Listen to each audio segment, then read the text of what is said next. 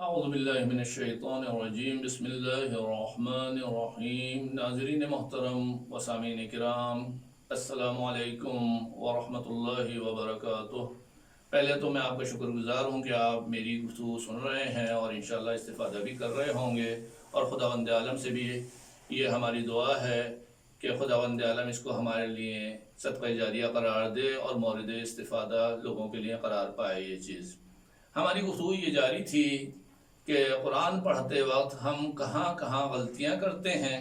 پہلے ہم غلطیوں کی نشاندہی چاہ رہے ہیں تاکہ ہمیں پتہ چل جائے کہ یہ غلطیاں ہو رہی ہیں اور ہم ان کی اصلاح کر سکیں اور قرآن کو اچھے طریقے سے پڑھ سکیں۔ اب تک ہم نے 5 مقامات ایسے بیان کیے ہیں جہاں ہماری غلطی ہو رہی تھی۔ چھٹا مورد جس کی طرف ہم اشارہ کرنا چاہتے ہیں وہ ہے مراحل درس، کہ کوئی بھی چیز جب ہم پڑھنا چاہتے ہیں، قرآن سیکھنا چاہتے ہیں تو اس کے کچھ مراحل ہوتے ہیں۔ اگر ہم نے تمام مراحل کو اچھے طریقے سے بحسن و خوبی انجام دیا تو وہ چیز اچھے طریقے سے سامنے آتی ہے۔ اگر ہم نے مراحل کو طے نہیں کیا، اچھے طریقے سے طے نہیں کیا، تو جو توقع ہے وہ پوری نہیں ہوتی ہے۔ مثال کے طور پر اگر کوئی شخص آپ کے سامنے گھی، شکر، بیسن، سوجی، میدا لا کے رکھ دے تو یہ حلوہ نہیں کہلاتا۔ اس کو کچھ مراحل سے گزرنا ہے، کچھ چولہے کی ضرورت ہے، کچھ روغن اور تیل کے گرم ہونے کی ضرورت ہے، پھر اس میں کچھ ٹائم لگانا پڑے گا کہ آپ کو اس کو چلانا پڑے گا، اس کو بھوننا پڑے گا، اس میں کچھ رنگ، کچھ خوشبو، کچھ چیزوں کا اضافہ کرنا ہوگا۔ اس کے بعد جا کر ایک حلوہ تیار ہو کے سامنے آتا ہے۔ خالی گھی شکر کے سامنے آ جانے سے وہ حلوہ بن کے سامنے نہیں آتا ہے۔ اگر ہم مراحل کو پورا نہ کریں تو ہماری مثال ان بچوں جیسی ہے جو کہتے ہیں کہ ہم نے زبان کا، لینگویج کا کورس کر لیا ہے لیکن ہمیں بولنا نہیں آتا، تو ان کو یہ پتہ نہیں چل رہا کہ غلطی کہاں ہو رہی ہے۔ یقیناً پڑھ کر آئے ہیں لیکن جو اس کے پورے مراحل تھے وہ طے نہیں کیے ہیں۔ یا ہماری مثال ان بچیوں جیسی ہے جو کہتی ہیں کہ ہم نے جو ہے کھانے پکانے کا کورس کر لیا ہے لیکن ہمیں پکانا نہیں آتا۔ تو یہ اسی طریقے سے ہم تجوید پڑھ لیتے ہیں لیکن ہمیں قرآن پڑھنا نہیں آتا۔ ہم تجوید کا کورس کر لیتے ہیں لیکن قاری نہیں بنتے۔ ہم کورس کر لیتے ہیں لیکن استاد نہیں بن پاتے، غلطیوں کی طرف متوجہ نہیں ہو پاتے۔ اس کی وجہ یہ ہے کہ ہر چیز کے کچھ مراحل ہیں۔ اب جب ہم تجوید قرآن پڑھ رہے ہیں اس کے بھی مراحل ہیں۔ تو پہلا مرحلہ یہ ہے کہ قوانین،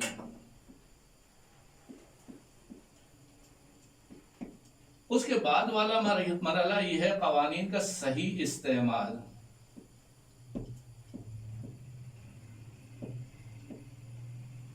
پھر اس میں ایک لہجے کی ضرورت پیش آتی ہے، پھر لہجے میں خوبصورتی کی ضرورت پیش آتی ہے،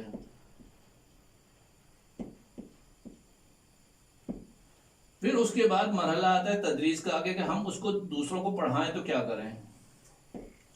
یعنی ایک مراحل ہے قرآن پڑھنے کے سلسلے میں بھی کہ کچھ قوانین ہیں ان کو ہمیں سیکھنا ہوتا ہے استاد کی مدد سے، کتابوں کی مدد سے، اور ان پر غور کرنا ہوتا ہے۔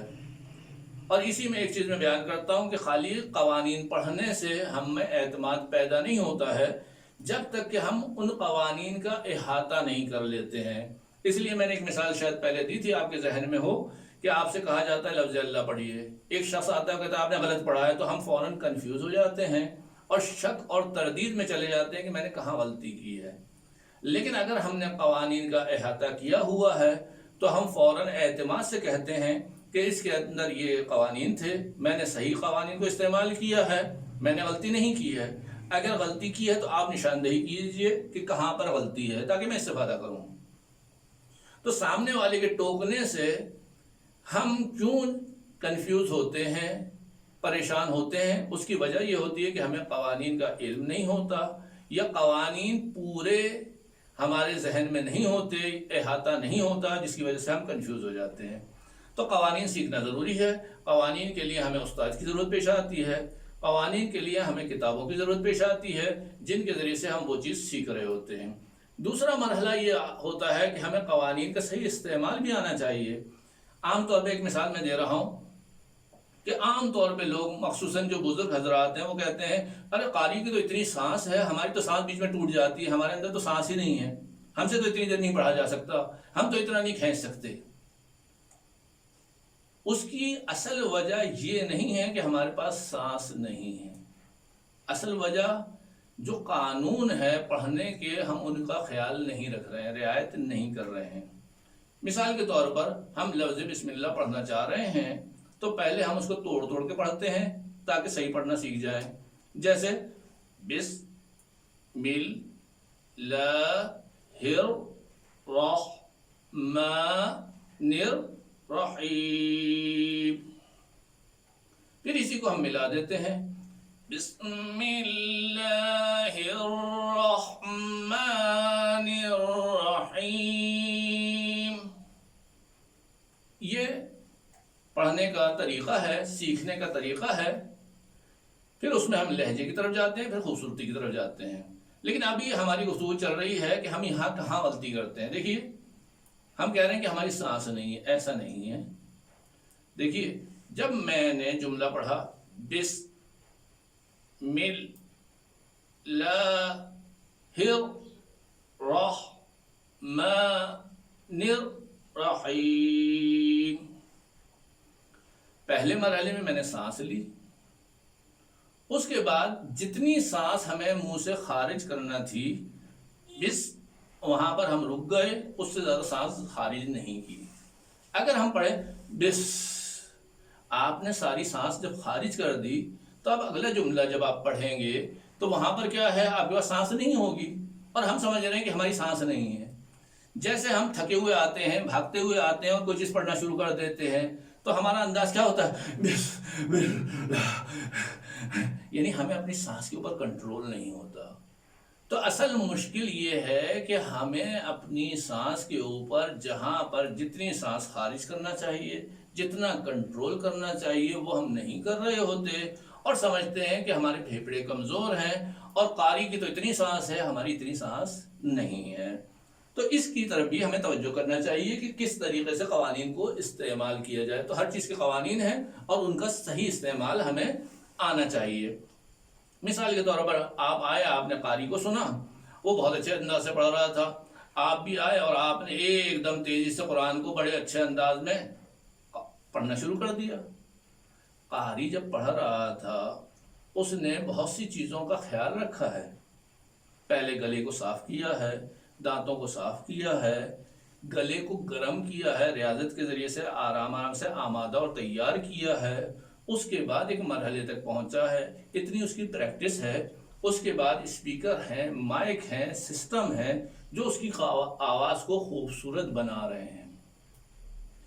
آپ وہ تمام چیزیں اپنے حلق سے استعمال کر رہے ہیں اور آپ نے مراعات بھی نہیں کی، آپ نے تیزی سے آ کر ایک دم تیزی سے پڑھنا شروع کر دیا تو یقیناً گلے کے اوپر ایک اثر پڑے گا، اس کے اوپر فشار آئے گا، خراشیں پڑھیں گی، اور ہو سکتا ہے کہ آپ کی آواز بیٹھ جائے، ہو سکتا ہے آپ کا گلا زخمی ہو جائے۔ تو ہمیں پریکٹس کرنے کے طریقے بھی آنا چاہیے، اپنے جسم کا بھی خیال رکھنا چاہیے، اور کس طرح پریکٹس کرنی ہے یہ بھی آنا چاہیے۔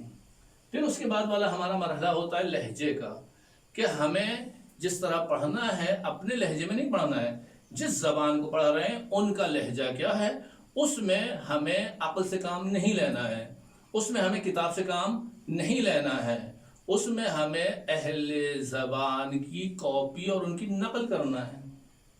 اس میں بچے اچھے ہوتے ہیں اس لیے ان کا لہجہ اچھا ہو جاتا ہے۔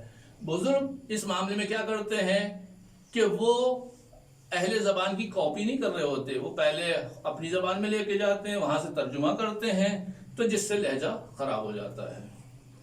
اس کے بعد مرحلہ خوبصورتی کا، کہ جو شعبے کے ماہر کے پاس ہوتی ہے، اہل زبان کے پاس بھی نہیں ہوتی۔ آپ ایک مشہور قاری کو سنیں، بچوں کو سنائیں تو اس کی آواز خوبصورت ہو جائے گی، اپنی آواز میں سنائیں گے تو جیسی آپ کی آواز ہے ویسی وہ نقل کرے گا۔ اس کے بعد والا مرحلہ تدریس کا ہے کہ اس میں ہمیں دیکھنا ہوتا ہے کہ مخاطبین کون ہیں، بچے ہیں، بڑے ہیں، خواتین ہیں، مرد ہیں، قاری بننا چاہتے ہیں، نماز صحیح کرنا چاہتے ہیں، ادارہ بنانا چاہتے ہیں، کیا ان کی وہ ضروریات ہیں۔ آج کے درس کو ہم یہیں تک اختتام تک پہنچاتے ہیں. اگلے درس تک کے لیے اجازت دیجیے. السلام علیکم ورحمۃ اللہ وبرکاتہ.